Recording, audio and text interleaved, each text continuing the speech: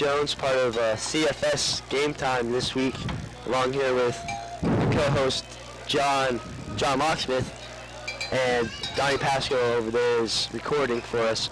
Sitting alongside here with Gabriel Bird as they just got done winning the Cowboy Kup. Kind of describe to us how it feels winning the Cowboy Kup. It's still early in the season, but yeah. Describe to us how it feels. This week, I liked our attitude. Friday, we had all the OBC teams.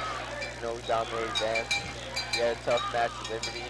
We were kind of rusty coming out, but I like today's attitude. And the last two matches versus Jensen East and Dunedin, we came out fire like last year's Cowboys.